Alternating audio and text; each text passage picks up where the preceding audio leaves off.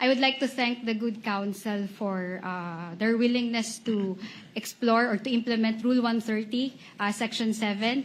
At least we have aligned with what we are expected to do before this honorable court. In fact, Your Honor, earlier this morning, I was asked by one of her partners about the comparison. And I actually told her partner, Attorney Lazaro, Attorney, we don't even need to compare the exhibits in order to expedite the proceedings. Because first of all, that's the authenticity of the exhibits is something something that the court will have to decide. And the court will only decide on that after the prosecution has already submitted their offer of evidence, and that will be subject to our comment. And there's no need for us to actually compare the exhibits just so we can arrive at a stipulation that this and that are the same.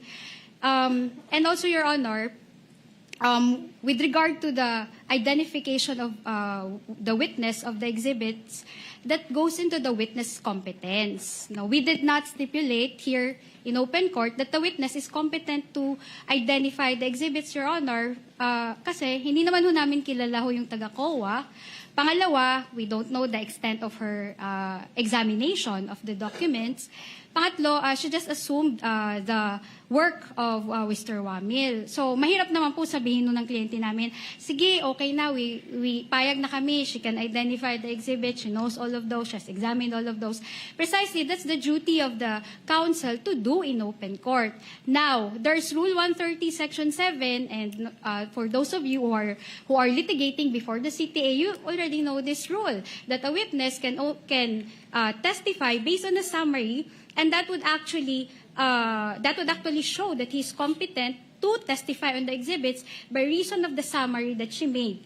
And that would attest that she has examined all of the documents that are contained in the summary. That's why yun po yung sinuggest ko sa counsel ng kabila. Sabi ko, we will not even object, attorney, as to how many exhibits you will identify or you will have as samples, kahit 10 per quarter or kahit 100 or kahit wala.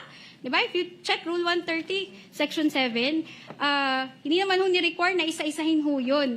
At hindi ho nire-require, Your Honor, na kailangan ho namin mag-stipulate on the exhibits, on the authenticity, so that they can use Rule 130, Section 7. And if properly done po, Your Honor, I think they can identify or they can finish all 1 quarter in less than 10 minutes. I'm talking about that, no? I'm talking about that based on experience. So, Your Honor, we don't object to their implementation of Rule 130, Section 7, as to the manner by how they will do it. We will also not object, but subject to cross-examination, Your Honor. Thank you.